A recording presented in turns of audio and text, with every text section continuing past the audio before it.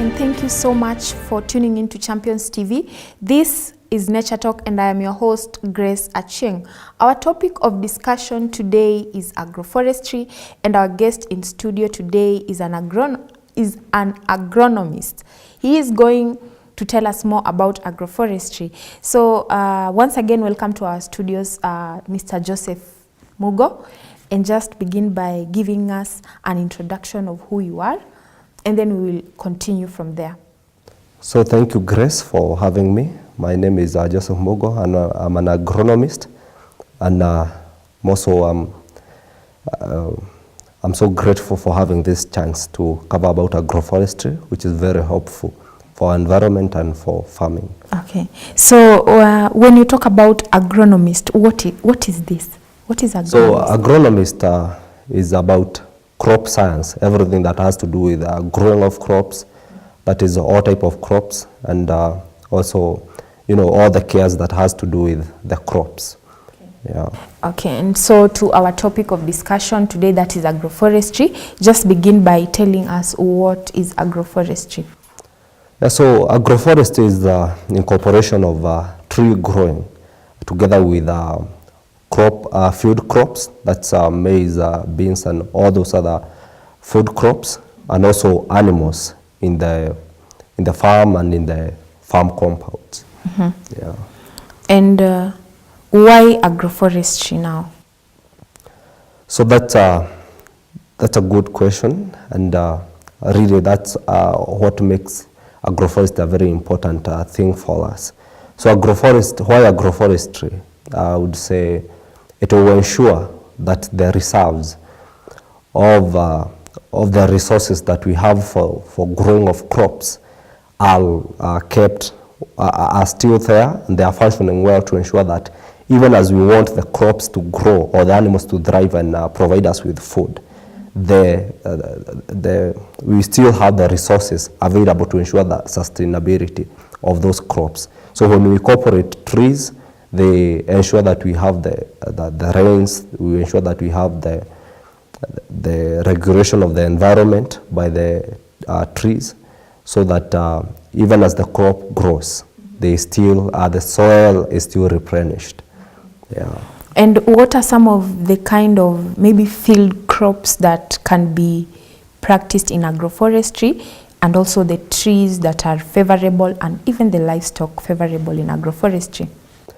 Yeah, so it is always recommendable to incorporate trees that are very beneficial to the farm systems. For example, when you do incorporate farm crops or field crops like maize, like sorghum, like millet, it is recommendable that you use those trees that will benefit those crops directly, even as they benefit the whole environment. And most of those recommendable trees are those that fix nitrogen. So we have example of cariadra and other species that are leguminous. So they are the most recommendable, and for any species that can fix nitrogen and benefit the crop, they can be incorporated with any type of field crop. Mm-hmm. Yeah. And what about the livestock? For a livestock system, or a system that incorporates trees and livestock, it is also recommendable that you use those species that will benefit, that will give or feed the livestock you have. And the tree that I've also given I've mentioned formerly, cariadra, and as a leguminous crop, it is also very beneficial. It has a high protein content, and so the leaves can be fed to the animals. So for any type of trees that are incorporated, they should be able to provide such a benefit as nutrition to the animal. We also incorporate those trees that will give shading to the animals, maybe for a big system where we can do paddocking and such. So we can have a system that will provide the animals with shade during the day when the sun is too hot. So it is also advised to use those trees that will benefit the animals. Okay. And so why do you advocate for agroforestry extension? So the reason why it is very important to have both is because for trees, you grow them over a long period. You see, even as they benefit the animals or the field crops, they will still, after the field crops are done away with, they still remain in the farm. And so they continue providing benefits in the presence of them, of the livestock or the field crops, and their absence. And they also ensure, the water resources are taken care of. So even with the growing of the crops, or in their absence, the water resources and such other things that are benefited by trees will continue benefiting. These field crops, for example, if I'm to talk about the field crops, they also provide those benefits that the trees provide. But then it is only for a short period when they will be present in the farm. But the trees will continue providing the benefits even in their absence. Yeah. So the trees will be a long-term effect. Yeah. So what are some of the features of the agroforestry systems? Yeah, so that is a part of what is covered in the introduction of really what agroforestry is. So it incorporates either a combination of field crops and trees, or animals and trees, or the three of them. That is the trees, the animals, or the field crops. So those are the features, and then they can be done depending on where they are done.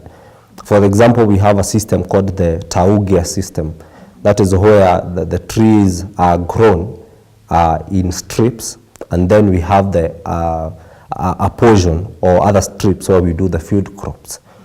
In a homestead, that's another system where we have the trees maybe being grown at different spots of the compound, a home compound, and then we still have maybe a paddock for the animals and a section of a kitchen garden. So you see, that is an incorporation of both. So the feature, the complete feature of agroforestry is when we have the three of them in the same field, or either a tree and the field crops, or trees and the animals. And what are some of the factors that influence the development of agroforestry? Mostly, especially if I'm to talk about our country, Kenya, most people have no awareness. They have not had the awareness of the benefits of such a system. So one of the things that would really help to ensure that it is ensured that we have that agroforestry system is really creating awareness to the people, so that they can know the benefits of such, and also engagement of the people in such activities. We have a number of people who advocate for tree growing, incorporation of trees in the farm systems, but then they do it on a very short, with very few people. That they can ensure they involve a lot of people, so that the system, people are aware of the system and they practice it. Mm-hmm. Yeah. And what are some of the components of agroforestry? I think I mentioned one of the components when I said about the Tauge system, where we have the trees being grown in strips, and that system is government regulated, where a government allocates a piece of land to farmers. After they harvest the trees, they allocate that portion of land to the farmers, and then the farmers will grow their crops as they take care of the young trees. And now when the trees get to a certain level or to a certain height where the crops cannot continue being supported under their shade, then the farmers will be shifted to another location where trees have been harvested. So that is one of the system, and those are the components of it. And then there are very many other systems, like I mentioned about the compounds, and we also have systems where farmers have boundaries, trees as their boundaries, you know, between one farmer and the other. So they have the trees along the boundary of the farm. So that's another system, and those are the components. That's the field and the boundaries. Yeah. So and every system has its component. So unless we talk about all of them, then that's where we can be able to mention really the components of each system. Yeah. Okay, so thank you so much for staying tuned to Champions TV. This is Nature Talk, and we will be right back after the break.